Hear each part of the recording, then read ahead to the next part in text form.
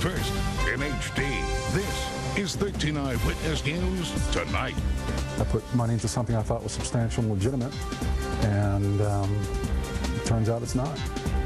Local man says he is out hundreds of thousands of dollars after doing a business deal with two men he once trusted. And good evening, friends. I'm Dave Ward. And I'm Gina Gaston. We have exclusive details of a lawsuit filed by the alleged victim. In it, he describes the men as Houston's version of Bernard Madoff. Eyewitness News reporter Jessica Willey is live in downtown Houston with the details of the lawsuit. Jessica? Gina, that lawsuit was filed here in civil district court last week. The man who's suing used his life savings, hoping to make a little more money. Instead, he says he lost most of it. I mean, it's not like I did nothing. When Frank Singh signed this joint venture agreement more than 3 years ago, he thought he did everything right. You know, I secured it with a contract, and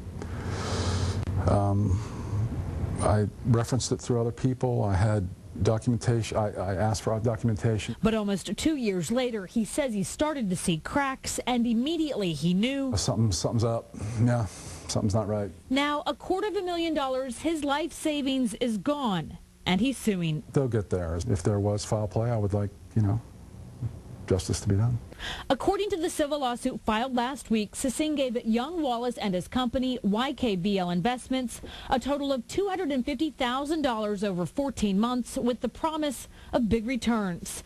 Up to $200,000 would earn 3%, the rest 5%. The money was to be deposited directly into Singh's account each month.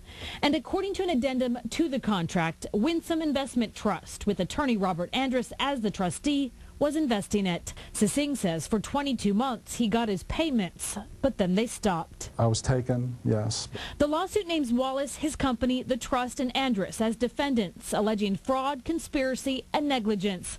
Singh's attorney says what happened is simple. So it's a standard run-of-the-mill Ponzi scheme every day of the week. I'm looking for young Wallace. Wallace wasn't home when we knocked on the door of his house near Rice. He didn't respond to an email or call either.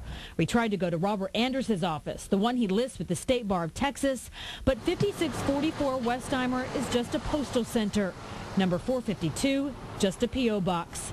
So we called. Are you the manager of Winsome Trust? He said he is the manager of Winsome Trust, but wasn't familiar with Frank Singh or young Wallace.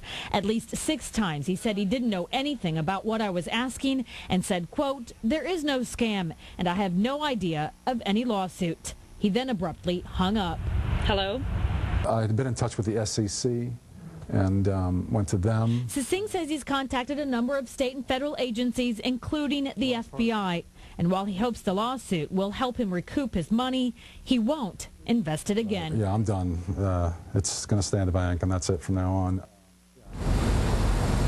In 2007, the state of California sent this desist and refrain order to Robert Andrus, as well as that trust, saying they were not authorized to sell securities in that state. As for this recent lawsuit, none of the defendants has filed a response so far. Singh's attorney says he plans to add more plaintiffs to that lawsuit. Reporting live tonight from downtown, Jessica Willey, 13 Eyewitness News. And as this lawsuit moves forward, we will bring you updates on Eyewitness News out on ABC13.com, and you can also log onto our website to read the documents. New tonight.